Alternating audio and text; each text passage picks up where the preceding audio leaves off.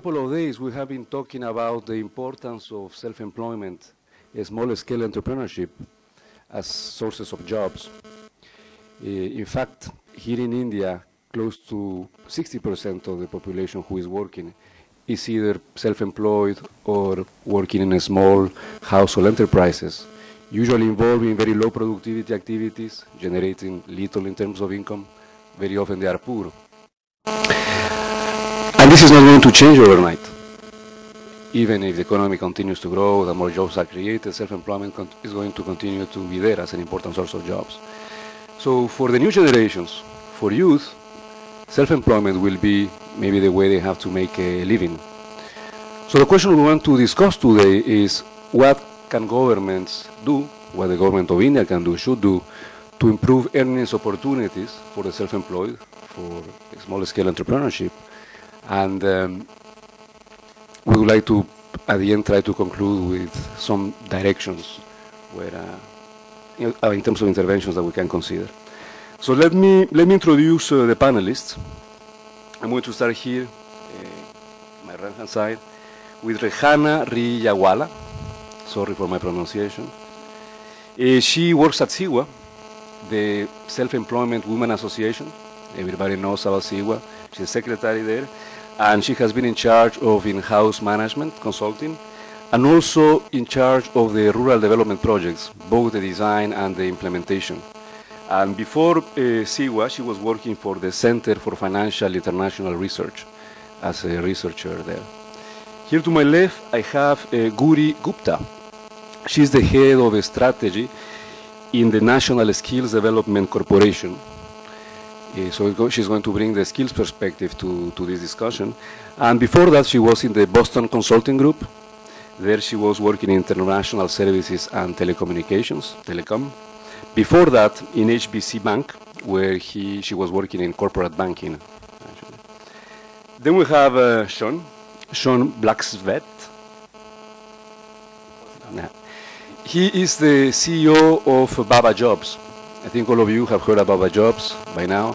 Is this basically virtual exchange trying to connect informal sector workers to informal sector employers. And before Baba Jobs, he actually used to work in Microsoft.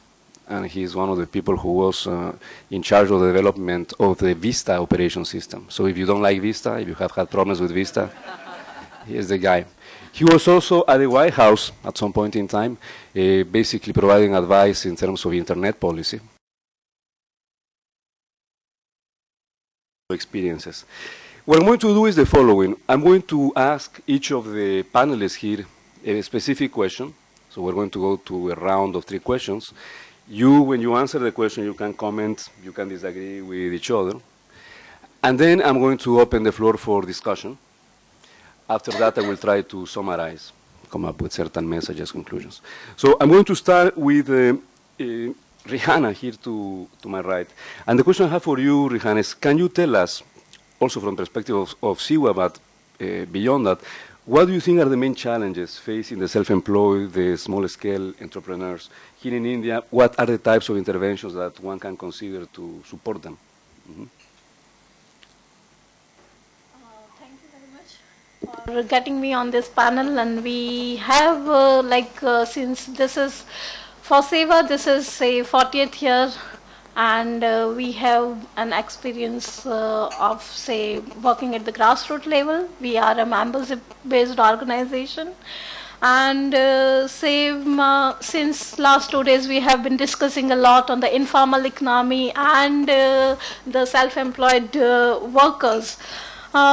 Then, as everybody of us know that informal economy has a major presence, but then too there's a dilution and marginalization which blind them from the forward and backward linkages, and as a result it leads into the de-skilling of the workers.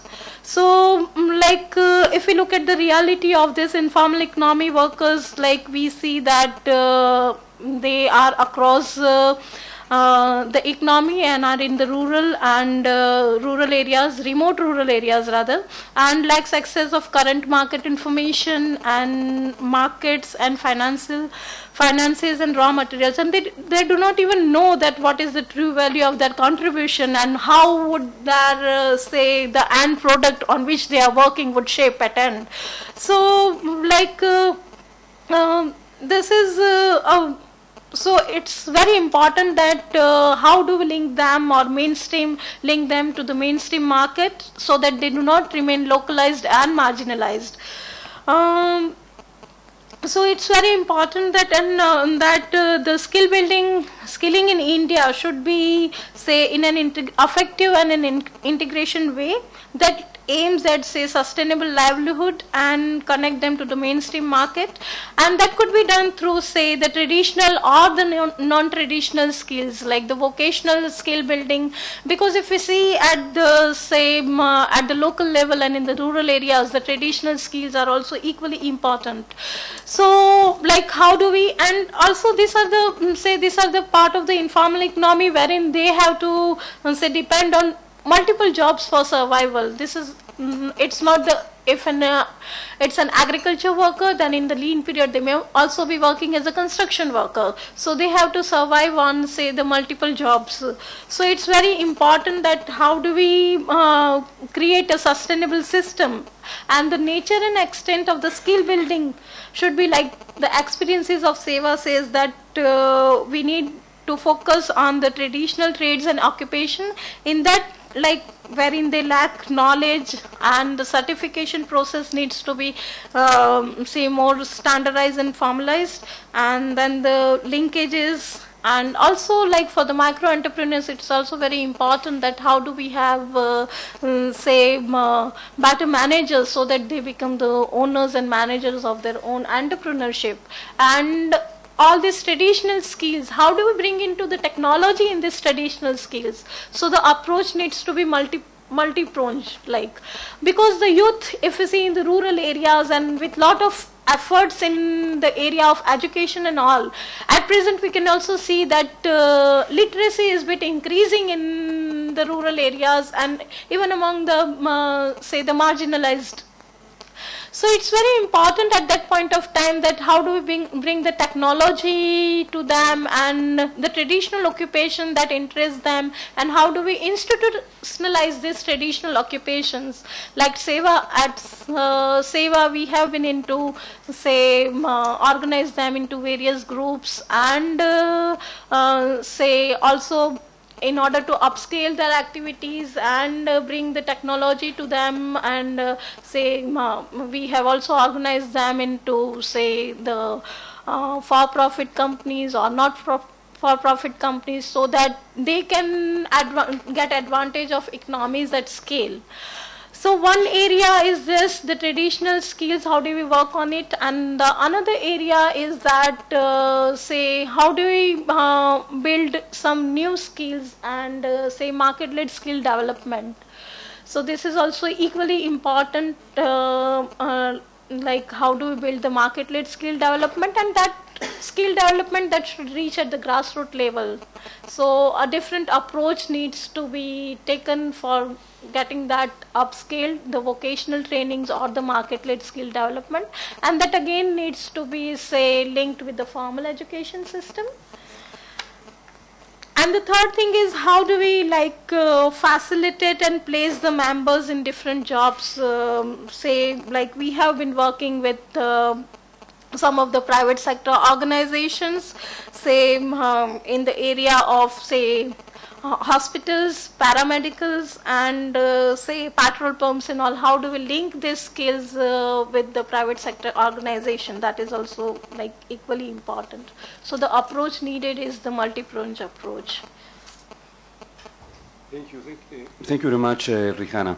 I'm going to move to Guri now, and for you I have obviously, I want you to tell us what you think is the role of skills, following on the discussion with Rehana, the role of skills to help the self-employed and entrepreneurs, but also try to answer the following question.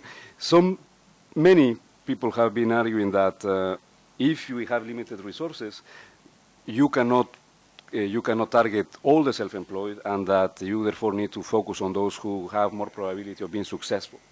What are your views about that when it comes to skill development? Only them, or is a broader approach? Mm-hmm.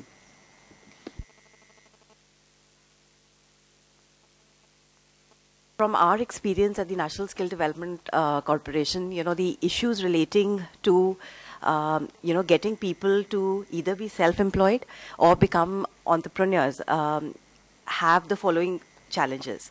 The first is that there is a cultural context in India where, a person would rather be a graduate and be unemployed than become an entrepreneur or become, skilled and self-employed. Right, so that is a big barrier to the way people are thinking about skills. So, for example, if you go to the Indian villages, you will find, as Rehana had mentioned, that a lot of traditional crafts are just dying. Right, that is because an artisan would not like his son or daughter to get into the same craft. They would rather they go to the city and work in, a business process outsourcing firm. So that is a big challenge in India, and that is something that we need to address. Through counseling, and there are multiple other measures that are being taken. The second is the big issue relating to skills, right? Which is to say that, there are programs which are training people to get into the retail sector. There are programs which are training people to get into, let's say, the banking or financial services sector. But are we looking at, actually skilling people to become entrepreneurs, right? Are there enough initiatives that we are taking to do that? And when I'm talking about skilling a person to become an entrepreneur, it is about, providing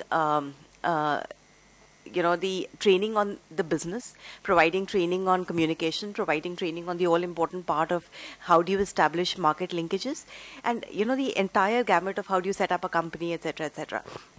So in our mind, there are very limited programs. And at this stage, if I just take a minute, the National Skill Development Corporation, a lot of you are friends here, but, I just want to tell you what is it that we are trying to do through this entity. So NSDC is a public-private partnership. It has been set up under the Ministry of Finance. And the objective or the mandate given to NSDC was to encourage private sector to look at skill development as a scalable, sustainable business, right? So unlike other government funding, we do not give grants, right? We say that private sector, if you want to set up a business and skills, and you think it is going to be a sustainable, commercially viable business for you, you come to us. We will give you a loan, right? And that loan is repayable over a 10-year period. It's a soft loan, but we want to ensure that the market mechanism comes into force here, and because of that, we want to ensure that there is quality in the training program that they are providing. So through this mechanism of funding, we have actually funded about 3 or 4 entrepreneurs who are skilling people to become entrepreneurs, right? And some of these entities, I just want to talk about one of them. It's an entity called Caravan Crafts. Now, what this entity is doing is it's creating cooperatives of craftsmen, right, who have been doing, so there are clusters of different crafts in different parts of India. So what this entity is doing is going to those clusters, providing skill interventions to those craftsmen, organizing cooperatives, giving them, inputs on how do you design those crafts to make them more contemporary, how do you manage your finances, how do you link to the market, right? So those are actual inputs which are being given to them. So there are business schools involved. There's a National School of Design which is involved in providing the design input. So entrepreneurs, with all the ammunition to do a business are actually being created. So that is something that is happening. So that was the issue about skills. So the third issue, I think, with regards to entrepreneurs in India is the lack of financing, right? Or financing not reaching a large set of people, right? So we have multiple organizations, we have the government providing funding to entrepreneurs. But the question, I think, is that even before you become an entrepreneur, right, you need the requisite skills, as I mentioned, to become an entrepreneur. And how do you get finance for that? Dr. Sahu spoke in the last session about, the a credit guarantee fund which had been created by the government of India in order to finance for vocational training. I think in order for this to become effective, banks need to disseminate this product, very quickly amongst, students who are wanting to get skilled on multiple dimensions. And I think the fourth and the biggest challenge in India today is that there is a lot of information asymmetry, right? I mean, there are multiple schemes happening. There is loads of money available, but people do not know about it, right? So how do we get, that information across to a large set of people? Right, so that is the first part which I wanted to talk about, which is to say that, what are the challenges to become an entrepreneur from a skills perspective in India. Now, coming to your specific question, the idea of whether we should be supporting a few entrepreneurs, because we have limited resources, or we, go out and address, all entrepreneurs whom we believe can succeed. I think, again, that links to skills. Right, because I think if we arm and we give these people enough ammunition, there is no reason why people will not succeed. Right, so I think there has to be a kind of an assessment, or which is done at the end of a training course, right, which throws out a score basis which lending or financing can be available to entities or people wanting to get into small businesses. So I think it is the responsibility of the state to ensure that as many people come within the ambit, but at the same time I think it has to be an effective utilization of resources. Thank you very much, Rehana. Going to you, Sean, what do you think is the role of technology, the role that technology can play to support self-employment, small entrepreneurs, and what can the government do to promote the development, diffusion of these technologies? Sure. There's a couple specific things that are kind of technology agnostic that I'll get into too. So one, which is kind of a minor ding, but it does matter, which is, there was a policy that was introduced last year to tax angel investment as income, right? And so this obviously, and if you're a VC firm, you don't have to pay it, but if you're an individual Indian resident investor, you have to, the company, when you invest in that, has to basically immediately pay 30% on that investment. This obviously takes away initial capital for some of the smallest businesses, right? And it seems odd. And so I would say remove that law. The other one that comes up a lot, which is, the SEWA talks about it too, which is the role of incubators in this. Startups and small businesses don't just start out of a vacuum. They have an ecosystem of other mentors, capital, universities, and education that are around. And so there's some examples, NSR Cell, the IIM Ahmedabad, that are at the ITs that are really about encouraging entrepreneurship among the kind of highest and, the richest and most privileged in society right now. But I don't see a program to make, say, 200 incubators across the country that acts as little nexus points where small entrepreneurs can come together. On the technology side, I run a job site that's focused on informal sector labor. We do a lot of stuff on the phone and on websites. And one of the things that I've been thinking about ever since the World Bank conference last week is what could the government do, especially outside of India, to create more of these, right?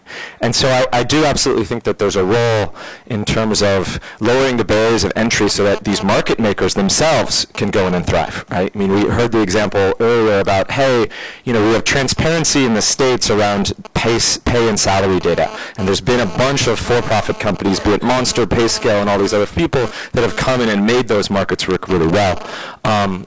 One of the things that I think the government could do is basically expose all the data that they create in labor exchanges today, which usually is just ended up as people filling out papers, taking a picture, and then piling up in stacks in labor ministries and regional levels all over the world, to expose that, right, to other digital exchanges, right, so that, we or Monster or anybody else could basically take that in and then monetize that data out to employers, which I think would, go a long way toward connecting people.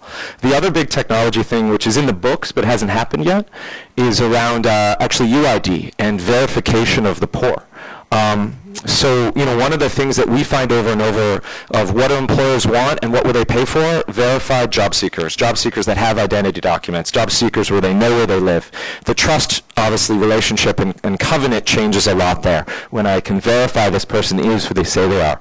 And so one of the big things that, has been talked about but hasn't yet been exposed is the ability for a business or for an exchange like ourselves to basically say, hey, does this person at this mobile number, are they actually who they say they are? Do they actually have the skills that they say they have? Because if so, I can showcase them, and I know I can then better connect them to better employers as well. And so that's another kind of small and relatively fundamental piece that if we could leverage that data that's already been collected by the government, it's often called like know your customer stuff, right? That's really lying fallow. My take is private exchanges could do a better job of, okay, the search algorithms, the marketing, the SEO, the customer service, the new business models that are required to make all of this matching problem work, or at least play an important role in that. I'll stop there at this point.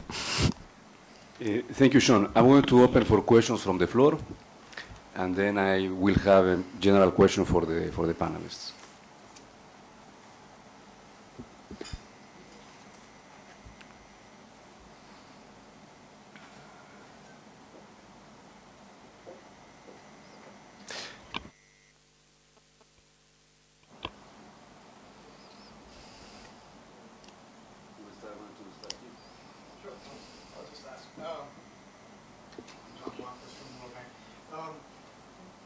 Microphone.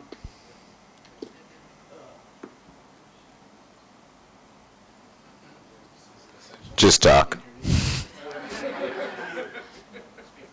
Yeah, let me just ask a question which starts to get at this issue of what you do, Sean, but also Gauri, the NSDC. In fact, it applies to everybody, which is, again, there's this large unorganized sector with a mixed set of skills that is, working in jobs and not able to really kind of climb up the ladder, either through skills or employment. Are there ways that the services that your type of business is, Sean, or Gauri, through NSDC, through the financing that's available, is there a way, are you guys thinking of ways to reach out to this large group? Because it's by empowering that group that India is really going to take off in terms of its. Thanks. Yeah, I mean, I can take it from the kind of the for-profit side if you'd like. Okay, sorry. Stefano Scarpetta, do you see 2 questions?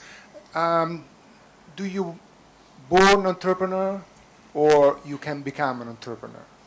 I mean, there are people, young people or older people that have something, a drive to become entrepreneur, to build their own activity, and therefore they will do anything to get through their own idea and so on.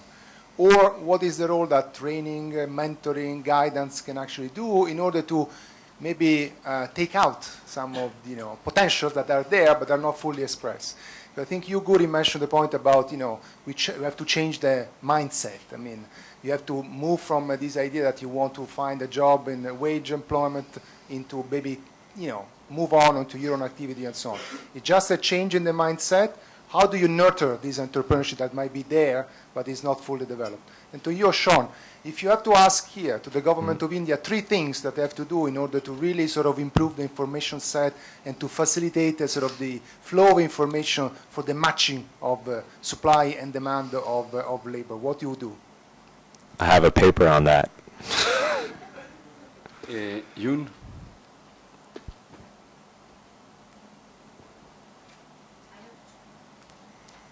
I have 2 questions. I think some of the challenges you mentioned is not limited to India, and many countries, many developing countries are sharing. Rehana, you mentioned that lots of people have difficulty in access to information and they don't even know what their end product is like. So you mentioned a lot about linking them to the market. So I was wondering if SEWA has any experience in linking them to the market knowledge, and then if there has been any successful example, can you give some specific example?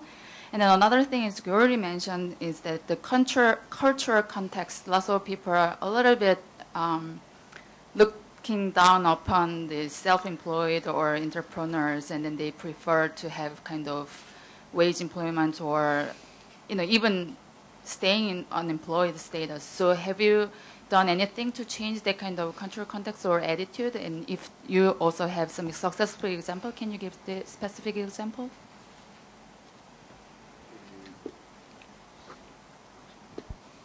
Yes, this is Nuria Rodriguez Planas from ICA. I have two, three questions. The first one is, what's the gender dimension? So how is it different for men and women to become self-employed? Do they go to different types of industries? Can you develop a little bit on that? And this is for the three panelists. The other one is social policies. So, and what can we do in particular for women so that they can become self-employed or enter the labor force? And here I'm thinking about childcare issues, that type of thing.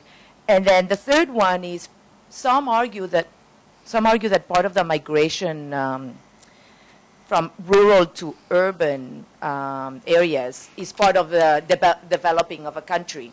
So this is for Gupta. The process that you described that artisans are dying of because they're pushing their sons to move to the urban area is probably a result that the wages in the urban area must be high or something like that. So could you a bit develop on that issue, which...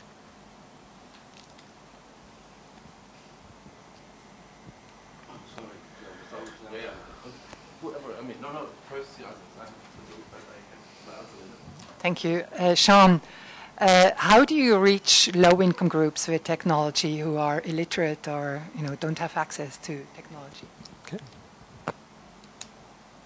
Should we start? Or? Yes.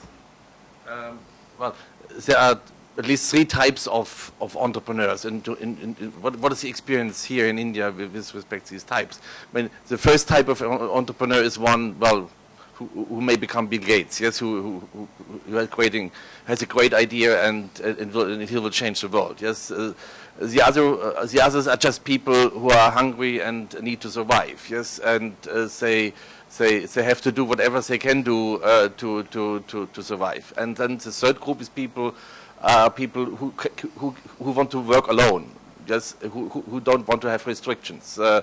And to what extent in your work this kind of differentiation is helpful, or for what people you have a model? Maybe not for the first one, I guess.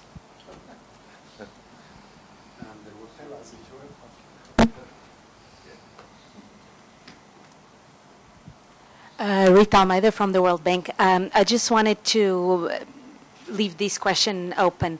Are the interventions that help people become self-employed fundamentally different from the ones that try to increase the productivity of the self-employed? I think so, but I would like to have your opinions in terms of how different they would be. Okay, thank you very much for these very good questions. Why don't we start now from the other side, Sean? Okay. So I'll answer the outreach question first because it got asked twice. In short, what we've done today is, one, relied on a set of partners like the telephone companies who have advertising reach that spans the whole country, right? And I've obviously done a pretty good job of convincing most, 95% of Indian households to buy their product. And so we piggyback, at least in terms of some of our growth stage, as a VAS service on top of them. So, things like you would get a message on your phone, right, that would be in local language, Hindi or Kannada, right, that would basically pop up and said, hey, for your dream job, dial this number, right? And so we were a content aggregator with them. What we are seeing more and more is that this internet thing is beginning to take off even among the informal sector. That it is becoming known that people can walk into an internet cafe and ask somebody, hey, can you type in jobs driver, Delhi?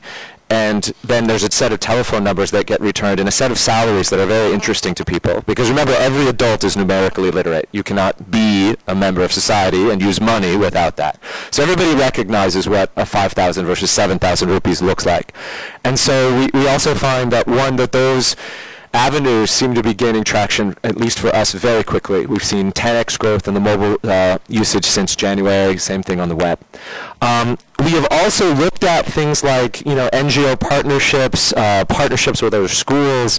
We found those are frankly more complex, and the scale that associated with them right now seems to be smaller.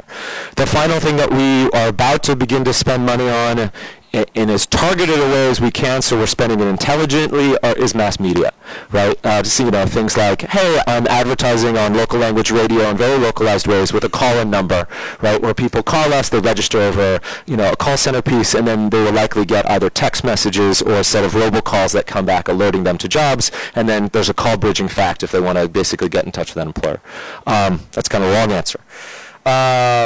And then, there was also this piece of women, right? And so there's some interesting things that we're seeing that I think are just sort of fascinating. Right now we're 24% women in terms of our usage. It seems over the last year and a half that the salary differences in the low-end jobs between women and men are increasing. As in, for the housekeeping space and the kind of nanny, women are, the wages are increasing, but they're not increasing as fast as the men are. What's interesting is in the services sector, the women seem to be actually making, or at least applying to jobs that pay slightly more, right? So this is like the BPO, cashier, and retail. And so it does make me think, as we think about skills, right, that there's a whole bunch of aspirational jobs, especially in the service sector, that I think are particularly great for women and where they're actually in higher demand often than men. The final thing on culture is one thing I think that's really important. It's not just changing the job seeker's mind about self-employment, right, or doing a job in a company. It's actually changing what does the rest of the people that job seeker thinks about in terms of weighing their opinions, right? What do their parents think about it? What do the parents' friends think about that? And how does that weigh my marriage prospects if I'm a vegetable vendor, right? And the other piece that I think really differentiates entrepreneurs and why I think actually most people aren't entrepreneurs is because the sheer amount of risk that's involved in it. Is in if you're running your own business, you cannot rely on a steady salary. This is the whole point of wage earning and why people do it. And so I'm actually of the opinion that, frankly, I think there's a small section of society that has the risk appetite, right, that can really say, hey, I'm going to risk going without a salary for the next 3 months. I'm going to risk going into a massive amount of debt, right, that can take that on before they're willing to become entrepreneurs. I think there is one little place the government can help, which is to change the status associated with this involves kind of manipulating thoughts. And one of the ways that we can do that is sort of contests and elevation of entrepreneurship, right? Every time a chief minister goes and says, hey, these women created this super successful piece, and then we spread that story all over a given village, district, or state, that encourages other people to go in and take that risk. Because clearly there's status already associated with the Microsofts and Reliance and these big company names that people want the security and also name recognition value in their own communities for working for. There's much less of that in startups, and that affects, funded startups like us, but also very small ones. So, thank you, Sean. I think the first piece I'd like to discuss is about the cultural mindset, right? And what are the initiatives that we're taking in order to deal with that? So, I mean, as Sean rightly pointed out, it's not only about the individual, right? Because these people are young. They're in the age bracket, let's say 14 to 20, right? What they see around themselves, what they hear about, about a particular role is what they start believing it is, right? So there has to be something which has the ability to address the influencers, right? And in that context, there is a interesting marketing campaign that we are taking up, which is to make skills aspirational, right? So let me give you a simple example. The campaign tagline is in Hindi, and it is "Hunar hai to kadar hai," which means if you have a skill, then you are valued in society. Right, and what is the campaign trying to do? So, for example, Sachin Tendulkar is a big icon in India, right? But do we know the guy who made his cricket bat? Right, so we will be showcasing that guy through this campaign, right? So, who are the people behind, the big stars, and these are small entrepreneurs, they're self-employed people. So the idea of this campaign is, to showcase these people and talk about the value that they bring, into the system. The second thing is that there is a very interesting, competition which is organized every 2 years, which is called the World Skills Competition, right? And this is like a mini Olympics in skills. right? And the idea, and this is a global contest, it was organized in London last year, and the next chapter is in Germany, and Korea. And the idea of this competition is, across different trades. So whether it is, painting cars, or whether it is plumbing, or whether it is, hairdressing, people from all across the country participate, right? So, to your point, Sean, again, last year we had the Honorable Finance Minister of India actually meeting with the candidates who were going for the World Skills competition from India, right? So, and that message goes down to the entire community to say that, look, this is a global competition, people participate. I mean, India didn't do well in that competition, but I mean, it's a stage, it's a forum to encourage people to become skilled. So, those are some of the things, and I think the biggest thing will be, it's like, the proof is in the eating, right? So the idea is that once industry starts recognizing skills, once, these entrepreneurs start making money, right, then the message will spread. Right. So, for example, from this entity again that I'd spoken about, Caravan Crafts, what has happened is that the earnings of one family on a monthly basis, they were earning about 12 to 15,000 rupees a month. Through this intervention, through the skills intervention, they're now earning between 18 and 20,000 rupees a month. So that substantial jump, is noticed by everyone. And John, this is also in response to your question on what can be done. I think skills is a big thing which can really help people move up the ladder. Because, these are people who have the talent, right? They just need for it to be channelized in the right direction. So I think skills and skill training for entrepreneurship is something that can be taken care of. The other thing that I'd just briefly want to talk about is the fact that on the question of migration, right? So the issue on, if you go to Indian villages or the smaller towns, we find that, most people don't want to move out. Right, because they believe that even if they are earning a slightly lower wage in their homes, they are more comfortable. Right, they are pushed to move out when there are absolutely no opportunities available. Right, so the idea is also through this, through the programs that we are trying to that we are funding, is to create local jobs for local people. Right, because I mean, we can't have the Indian cities crowded with people. The local jobs have to be created. So that is why there are initiatives where people just adopt areas, right, and work towards work on multiple initiatives, and entrepreneurship development is one of them. So all those efforts we hope will bear fruit in the next few years, and let's see what happens. Can I add one point on that one? So the local jobs piece is one I heartily agree with, but it's interesting to think about the ideal, right? The ideal would be every person that's looking for a job has transparency into every job that's available to them where they would want to work, which means you'd ideally want to get virtually every employer involved in such a system and have all those jobs geolocated and have all of those job seekers geolocated, right? That seems like the sort of problem, honestly, that an ecosystem of job exchanges could do. I am highly skeptical that a government program could ever have that reach.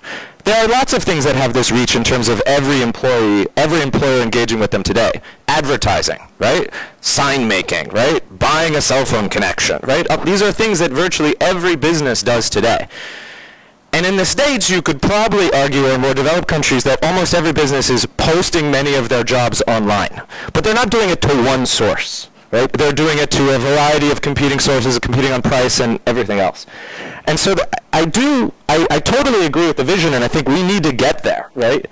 But I also think we should be aware that it seems like the path to get there would be to have many of these kind of exchanges that are going and competing on all sorts of different factors and business models that we haven't even thought of, right? If we really want to reach that ideal where somebody can open up their phone, right, and suddenly be connected to the relevant opportunities to them that are available right now that are available to the skills that they have.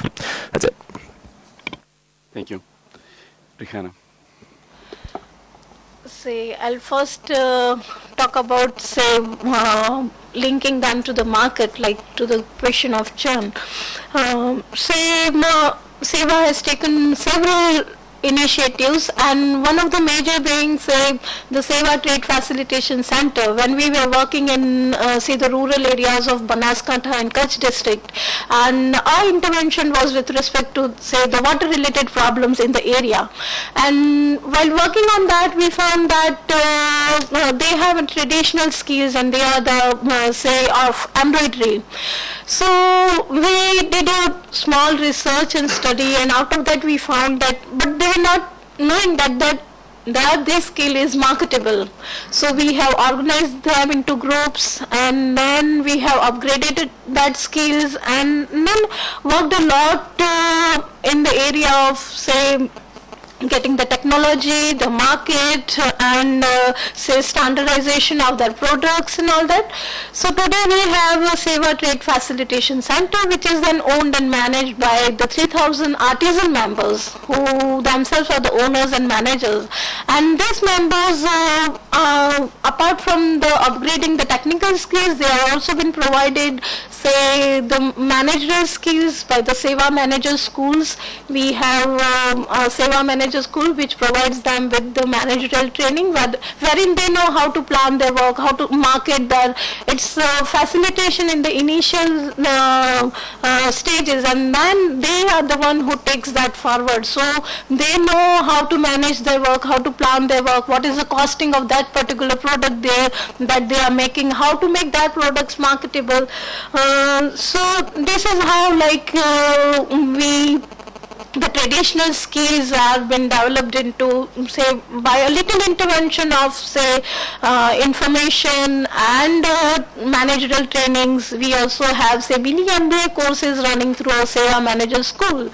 Like, as we also talked about, there are a very little who that graduates from the IITs or, say, the IIMs, but then for these grassroots, rural and urban grassroots people, we run mini MBA courses from the SEWA Manager Schools, and now we need to see how do we get that at the block levels and the village level as well. So these are the issues wherein, say, needs to be addressed for the development of micro-entrepreneurship.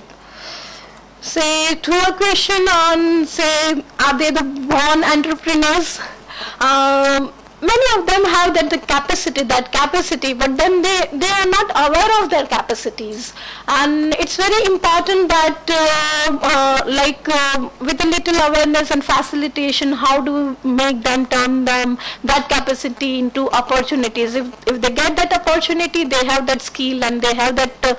In fact, we have seen that they are the one who, say, the members are the one who are very even, say, taking the risks, because for them the daily life itself is a risk, so they are the one who are taking the risks. And I'd also like to touch base on, say, how do we upscale this micro-entrepreneurship trainings. So in the morning also I talked about, say, we have like from the expert institution, we would say link our members, the master trainers. We will identify the master trainers, and then those master trainers, after getting skilled, they open the field school in the villages and at the block level. So that is how we upscale this initiative. Thank you very much, Rehana. I don't know if there are other questions. Otherwise, I'm going to try to summarize, come up with a few insights from this discussion. Okay, so I think there are three things, three topics that I would like to develop. One, the first one, who are we trying to help, right? Klaus was saying there are at least three groups. You have on one side Bill Gates. We're not talking about Bill Gates here, but in the other group you have at least these two, right?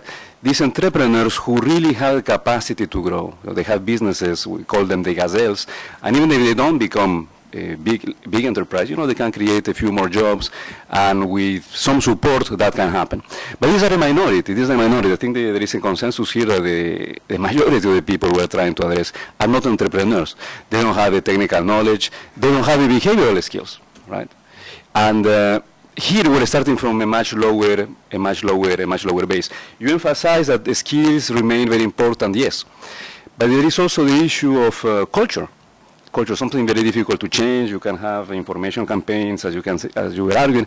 But at the end, maybe where all of this has to start, over the long term, is in school. It is there that you can, over time, change the culture and try to create a culture of entrepreneurship.